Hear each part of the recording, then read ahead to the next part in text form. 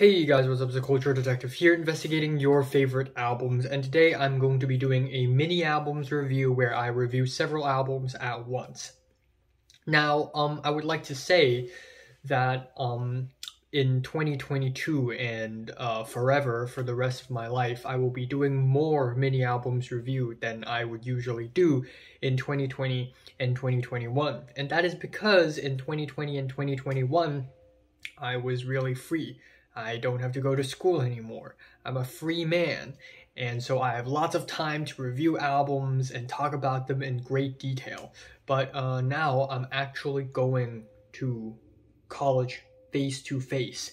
And I have several other people. I have to live a life. I have to go out and touch grass and socialize with other human beings. So this means I would have less time to make YouTube videos. Thus, I will be doing less full-length album reviews, but more mini album reviews. So today I will be reviewing 6 albums, and the first one is going to be the new Gunna album, DS4 Ever. Georgia Atlanta rapper Gunna is back with a new album.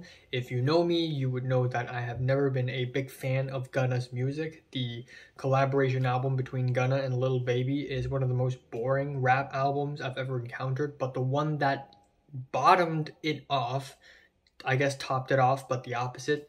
The one that's even more boring is Gunna's Drip or Drown 2, which is released in 2018, and it is hilariously boring. It is so bland and so mundane that it just gives me migraine every time I listen to it. And it's not like I listen to it many times because I try my best to avoid it as much as possible. But Drip or Drown 2 is indeed a showcase of how uninspired his music can be. And Gunna has returned with DS4. And this album is, as expected, extremely boring. This album is 19 tracks long and it's 55 minutes long. And yeah, the beats are very bland. The performances are very sloppy. It sounds like Gunna has phoned it in on every single track. The flows and the hooks are very minimal and very small and forgettable, and lyrics are more of the same. Except on this album, Gunna, for some reason, talks a lot about sex, and it is no... hip-hop has never been a stranger to sexual lyrics, but for some reason Gunna on this album has a particular obsession with cum. And he talks about cum in many different ways, you know, coming, swallowing, spitting, eating, drinking, you name it. And it just gives a whole new context to Drip or Drown. Anyways, let's talk about the album.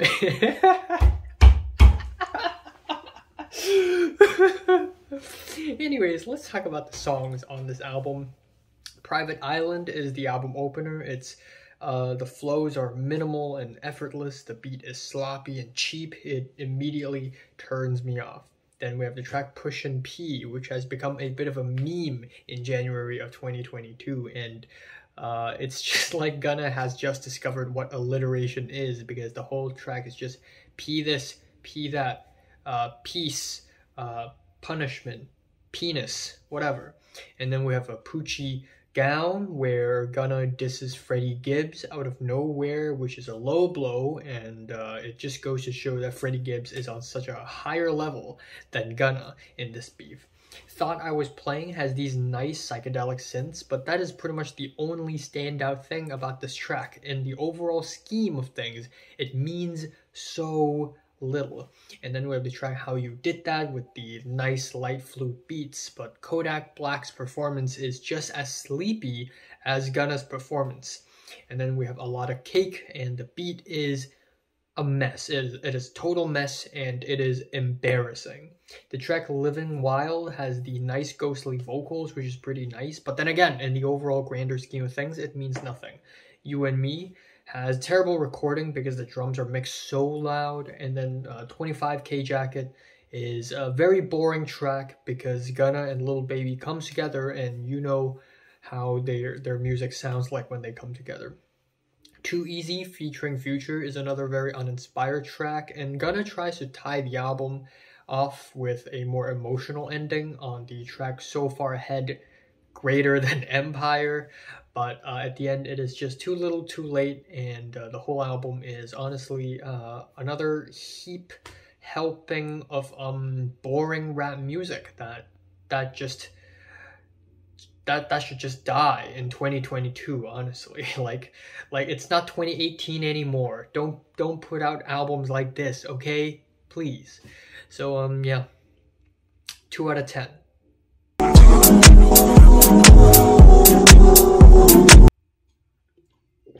Next album I'm going to be talking about is the new Walker Hayes album, Country Stuff, the album.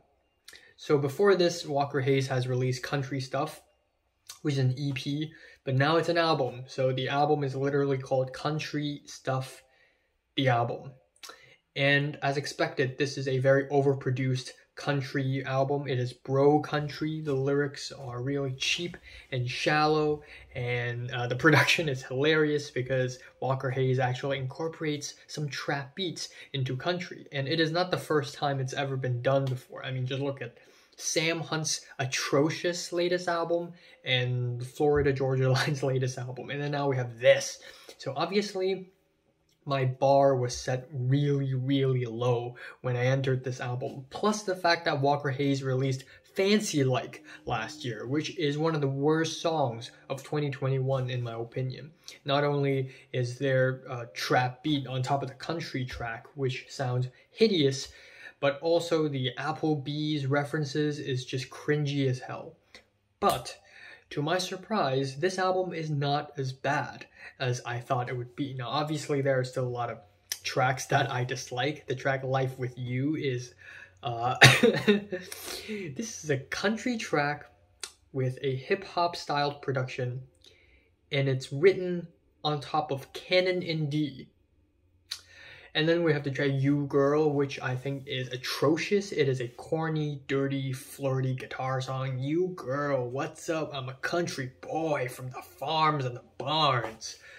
And the track Craig, lyrically is really wholesome. It is about a guy who is going through tough times, but is helping out with the church. But musically, it is a rap, country, gospel fusion, and it's not very great. And the title track is hedonistic, it's vapid, and it sounds kind of like a kid's song. I just can't take it seriously at all.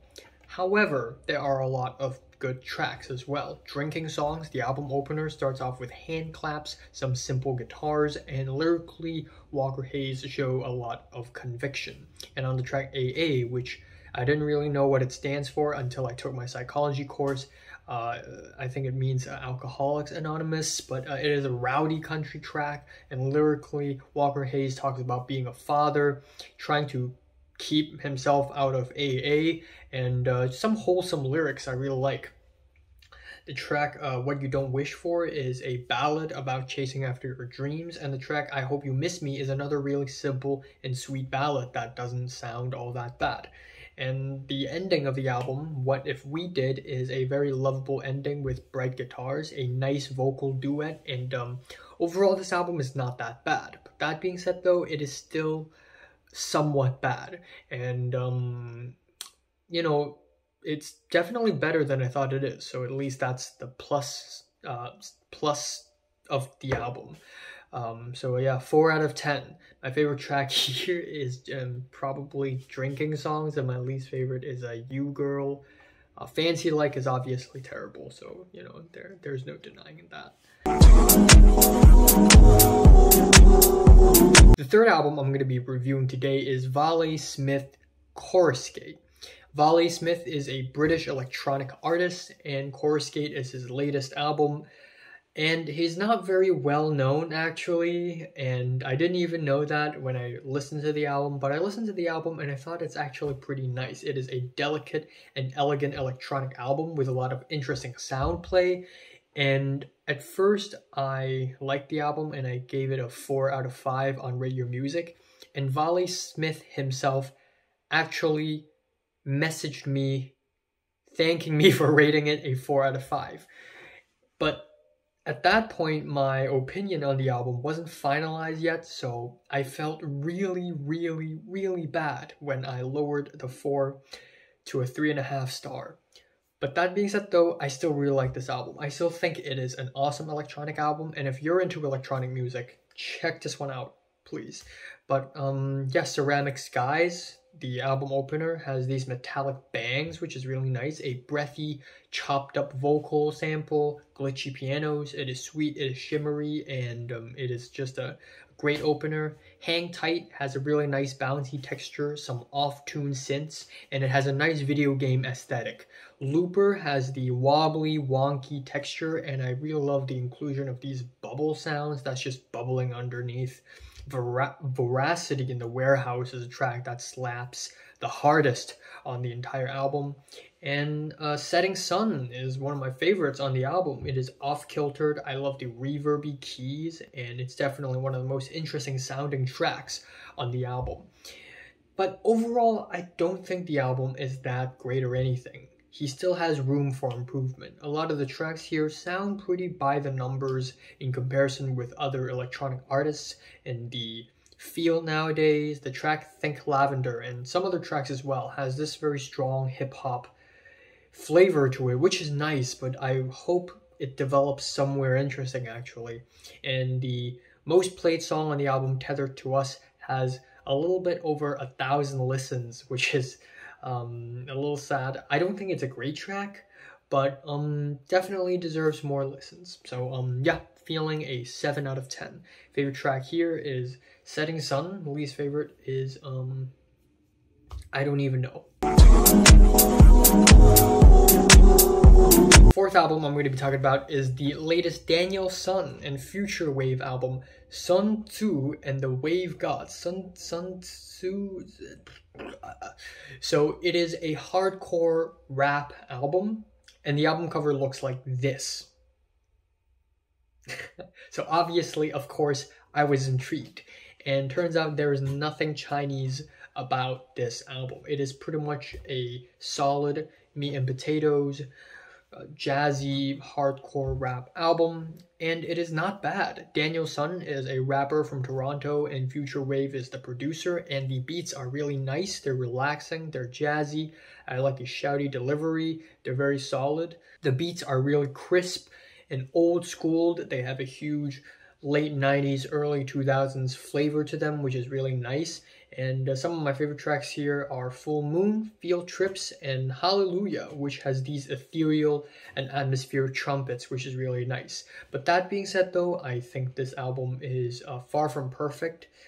A lot of the tracks here sound really similar to one another. It would be nice if I see more versatility in the album. Second of all, I don't think this style of hardcore rap is that innovative or groundbreaking or anything. So naturally, I wouldn't think it's great. I think it's good. I think it's decent, but it would be nice to see more creativity being put into the album. So yeah, not bad. 7 out of 10. Favorite track is Hallelujah. I don't know what's my least favorite. Leave me alone.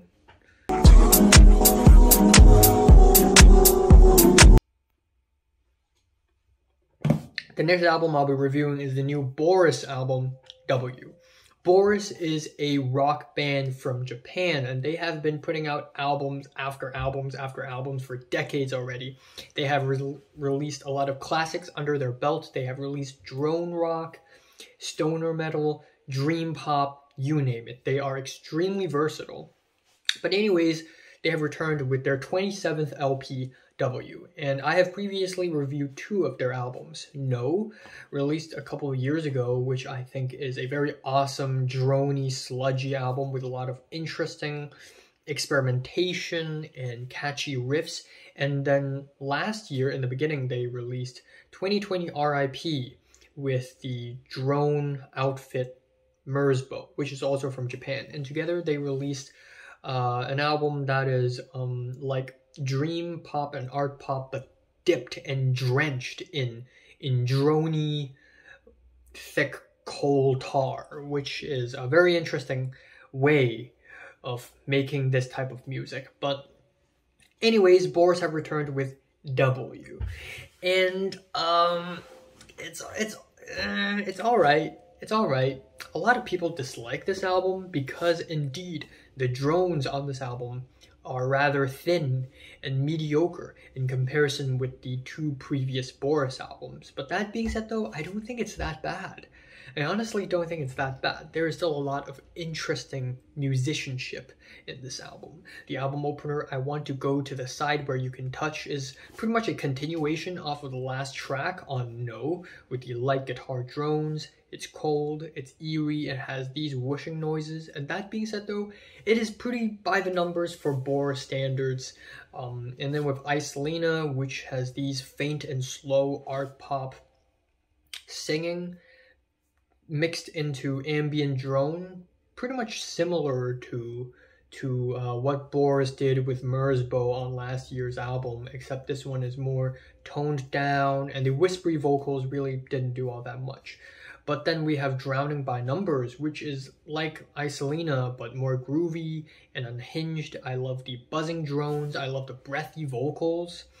And we have Invitation, which is also kind of similar in fashion, but it is only 2 minutes and 55 seconds long, so it barely leaves any strong impression. Then we have the track The Fallen, which is where Boris goes back to their metal, sort of stoner metal, drone metal stuff, and it is amazing. It has these crushing riffs, it's wild, it's thunderous, it's amazing, and that is followed with Beyond Good and Evil, which is my favorite track on the album. It opens off really softly with muffled keyboards and these lullaby vocals, but then it slowly builds up to this epic, heavy post-rock climax. Finally, we have Old Projector with its cavernous lead guitars. It sounds like a Twin Peaks soundtrack, but dronier. And then we have You Will Know, Ohio version, which is airy, spacey, washed out, dreamy, drony, and it's pretty nice. And even though it's a little long, it's 10 minutes long, but I still think the experimentation and the musicianship is pretty solid. And the album ends off with Jodan, which is a really short track that doesn't have a great sound quality. It sounds like it's a live recording, and it's not really a great album ending, but overall it's not that bad of an album. It's mediocre, meh, that's it. 6 out of 10. My favorite track here is Beyond Good and Evil. My least favorite is Invitation. Finally, I will be reviewing the new album by Roddy Ricch, Live Life Fast. And this is his second album, and it is a pretty disappointing follow-up to his debut album, in my opinion. This album is very boring and uninspired, and also I just realized that it's already 2:20 p.m. What? Why is time going so fast? I gotta do laundry, you know. Roddy Ricch has been really well known for his rap sung tracks, particularly last year when he released The Box. That album really launched him to fame, and that's pretty much his strength, but he doesn't play to this strength at all on this album. Obviously, the album opener LLF, aka the title track, is not bad, and it almost deceived me into thinking that this album is going to be good. The singing is nice, it's atmospheric, and it's pretty nice. And a little bit later in the track list, near the end, we have the track Late at Night, and we also have the track Late at Night a little bit later in the album, which has some really nice wild vocals provided by Roddy Ricch himself.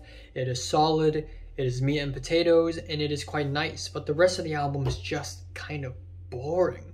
Thailand is a very generic trap rap track. All Good has a very awkward chorus, and Roller Coastin'. The hooks on this album is just I don't know how much effort is put into writing them. Hibachi has terrible recording. The track No Way is pretty generic, and it features Jamie Foxx, but he doesn't show up until at the very, very, very end, so he doesn't really have a presence on this track. Slow It Down is a nice slow jam with beautiful vocals, which is a breath of fresh air, except it's only 54 seconds long for some reason. Murda 1 is a track produced by Kenny Beats with a drill beat, and it's it's just kind of inconsistent with the rest of the album. It just sticks out like a sore thumb. Moved to Miami featuring Lil Baby has a really interesting jazzy intro with the fluffering, sputtering drums, but then it suddenly, randomly, and abruptly turns into a generic trap rap track again. Don't I featuring Gunna is another really mundane track with a psychedelic edge, and the album ending 25 million is very vapid and uninspired. So yeah, 3 out of 10, kind of disappointed. Favorite track here is Late at Night. So, have you listened to these 6 albums from 1 to 10? Just rate them, like, and subscribe for one more. Thanks for watching. I will do 2 more album reviews. One would be Utada Hikaru's new album, and the other would be OG Chemo. So stay tuned for that.